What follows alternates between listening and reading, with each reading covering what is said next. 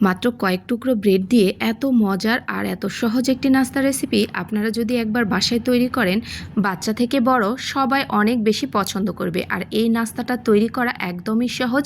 ভেতরে থাকবে চিকেনের পুর আর চিজে ভর্তি। এত বেশি মজাদার হয় যে একবার শুধু তৈরি করে দেখবেন।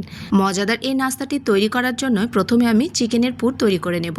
তো তার জন্য চুলার উপরে প্যান বসিয়ে এখানে আমি প্রায় 2 টেবিল চামচ পরিমাণ রান্নার তেল দিয়েছি। এর সাথে হাফ কাপ পরিমাণ চিকেন টুকরো করে কেটে নিয়েছি। এরপর আমি চিকেনের মধ্যে কিছু মশলা দিয়ে নেব। তো মশলাগুলো এখানে আমি প্রায় 5 থেকে 6 ধরনের মশলা ব্যবহার করেছি। আপনারা আপনাদের পছন্দ অনুযায়ী কিন্তু যে কোনো ধরনের মশলা এখানে ব্যবহার করতে পারেন। আমি এখানে লাল মরিচের গুঁড়ো, স্বাদমতো লবণ, গরম মশলার গুঁড়ো, কালো গোলমরিচের গুঁড়ো এই ধরনের মশলাগুলো এখানে ব্যবহার করেছি। আপনারা চাইলে এখানে কিন্তু অন্য যে কোনো ধরনের মশলা অ্যাড করে নিতে পারেন। এরপর চিকেনটাকে 5 থেকে 6 মিনিটের মতো রান্না করে নিয়ে এর মধ্যে দিয়ে নিচ্ছি প্রায় হাফ কাপের মতো পেঁয়াজ কুচি। এরপর চিকেনের সাথে পেঁয়াজটাকে মাত্র 2 মিনিটের মতো নাড়াচাড়া করে নেব। তো চিকেনের পুর রেডি হয়ে গেছে। এদিকে আমি এক টুকরো ব্রেড নিয়েছি। ব্রেডের মাঝখানে যে চিকেনের পুরটা তৈরি করেছি এটা দিয়ে নেব। আর এই নাস্তাটি তৈরি করা খুবই ইউনিক আর খুব সহজ, দেখতেও যেমন লোভনীয়, খেতেও অনেক বেশি মজাদার। এরপর মাঝখান থেকে কিছুটা চিজ দিয়ে নিয়েছি।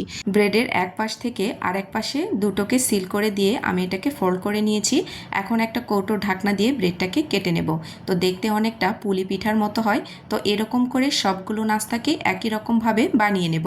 আর এগুলো বানিয়ে নিতে কিন্তু খুব একটা বেশি সময় লাগে না, অল্প সময়ের মধ্যে অনেকগুলো নাস্তা বানিয়ে নেওয়া যায়। এরপর ডিমের গলার মধ্যে হালকা একটু চুবিয়ে নিয়ে আমি ব্রেড ক্রামসের মধ্যে গড়িয়ে নেব। আপনারা চাইলে এখানে কিন্তু বিস্কিটের গুঁড়াটাও ব্যবহার করতে পারেন। আর যদি ডিমের গোলা ব্যবহার করতে না চান তাহলে এখানে কিন্তু সামান্য একটু ময়দা এবং পানিগুলোও এগুলোকে ডিপ করে নিয়ে ব্রেড ক্রামসের মধ্যে গড়িয়ে নিতে পারেন। তো আপনাদের যেটা পছন্দ হবে সেটাই করে নিতে পারেন। তো এরকমভাবে সবগুলো নাস্তাকে একই রকমভাবে তৈরি করে নিতে হবে।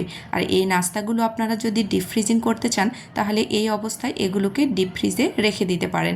এখন আমি নাস্তাগুলোকে ভেজে নেব।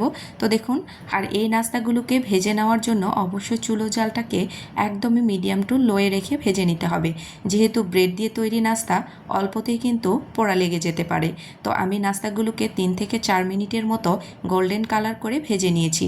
আর এগুলো উপর থেকে একদমই ক্রিস্পি হবে এবং ভেতরে থাকবে চিজে ভর্তি।